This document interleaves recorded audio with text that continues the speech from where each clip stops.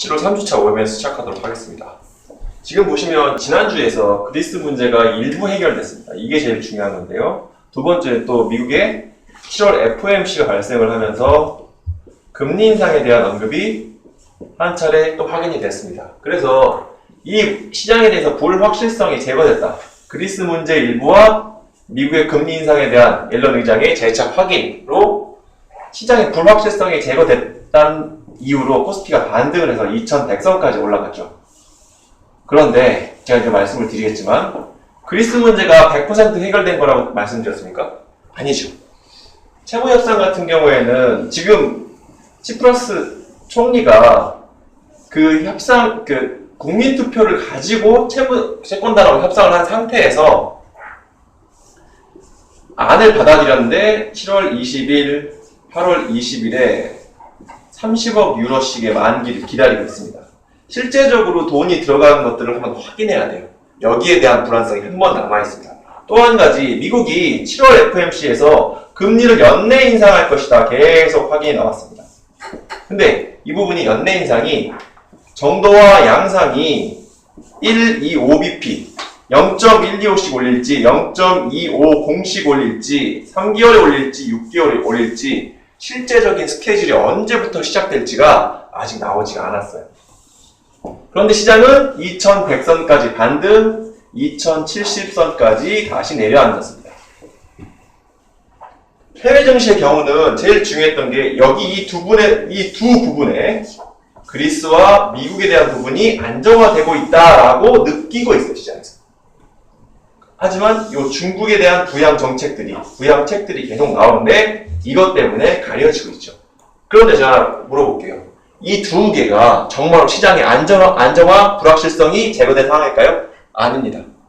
결과적으로 보시면 이번 주부터 저희가 하는 전략들, 또 그리고 제가 OMS에 올려드릴 파일들 보시면 알겠지만 시장은 한번 상승을 했습니다. 그리고 시장은 한번 하락을 했죠. 풋방에서 하락을 했죠. 근데 여기서 바로 이렇게 상승장이 올까요? 아닙니다. 바로 상승장이 오는 거 아닙니다.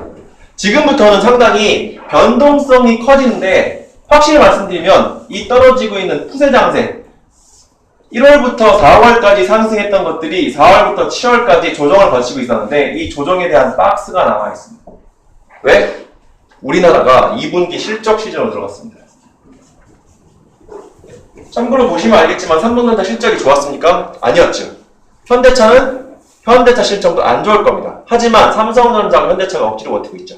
거기다가 대우조선해양, 요즘에 최고 핫트렌드한 건데 이게 지금 신저점으로 가고 있죠.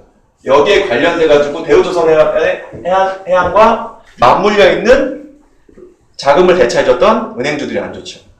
이렇게 맞물려 있는 대형주들이 제가 항상 말씀드렸지만 코스피의 순이익의 38% 이상을 낸 건 누구다? 삼전과 현차입니다. 이 두 개가 안 좋은데 지수가 한꺼번에 갈 수 없어서요. 그럼 지금까지 상승, 2180까지 상승은 누가 했던 거냐? 중소형주였어요. 얘들이 끌어올릴 수 있는 한도는 코스닥 일부와 2200이 안 되는 겁니다. 코스피가. 정말로 이 장세가 안정하게 진 바닥을 찾는 게 필요하다고 하면 삼성전자의 안정화와 현대차의 터닝이 필요한 겁니다. 이게 안 나오고 있어요. 그게 시장의 불안 요인이라는 겁니다. 그러면 더 빠질까요? 1900? 빠지지 않아요. 이건 없어요. 다만 이 박스가 언제부터 이 상방으로 가는지는 이 2분기 실적 시즌이 어떻게 가는지 확인하고 가야 된다는 겁니다. 그러면 이번 주에 말씀드릴게요. 저점이 발생한 상태에서의 하락은 끝이다. 근데 하락 끝이 상승으로 들어가냐? 아니라 변동성을 키우면서 바닥이 어디에서 2020인가 2000인가 여기까지 변동성을 계속 테스트를 한다는 겁니다. 기간이 얼마나 될지 몰라요. 기간이 한 달이 될지 두 달일지 모르겠지만 제가 주식시장에 16년 정도 투자를 했는데 경험적으로 있던 기간 지금의 7월에서 8월 찬바람이 날랑말랑 할 때까지 시장은 안 좋을 수 있습니다. 이 정도 기간 잡고 들어가는 거고요. 지금 어떻게 대응을 하고 있냐? 지난주 같은 경우에는 코덱스 레버리지 ETF를 1,550원에 샀던 것들을 770원, 750원에 1차 청산을 했죠.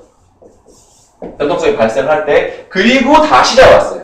왜? 지금은 작은 변동성 구간에서 변동을 만들고 있기 때문에 내려오면 싸게 삽니다. 올라가면 인버스를 걸거나 그 매도를 할 거예요. 이런 전략으로 갈 겁니다. 그래서 이 박스는 안정한 박스예요. 하지만 역으로 보면 재미없는 박스입니다. 근데 이걸 잘 지난 다음에 제가 항상 말씀드리지만 여기는 이만큼의 상승만큼이 될지 모르겠지만 한 번의 상승만이가 남아있어요. 왜? 금리 인상을, 미국에서 금리 인상을 한다고 하는 건 미국의 경기가 좋아진다는 시그널이고 유럽이 안 좋다고 한다고 하더라도 유럽은 지금 양적 완화 중이에요. 그리고 중국이 경기 부양을 하고 있습니다. 전체적인 장세에서 6월, 7월 FOMC에서 그리스 문제가 불거진 거기 때문에 금리 인상 스케줄이 잘 맞아 돌아간다고 하면 이 하락은 받는 조정, 사는 조정이 될 수가 있다는 겁니다. 하락의 끝자락을 지나가고 있는데 지금은 재미없는 자리가 될 수 있고 저희가 여기를 인버스 ETF나 레버리지 ETF 전략을 잘 써서 잘 버텼기 때문에 지금 이 하반기는 수익 내기가 훨씬 더 쉽습니다. 요 변동성만 잘 지나간다고 하면. 그래서 조금 재미가 없고 단기 매매가 많이 잦아진다고 하더라도 시장을 조금 비중을 줄여놓고 보수적으로 대응한 전략으로 이번 주를 지나가도록 하겠습니다. 이상으로 7월 3주차 OMS 마치도록 하겠습니다.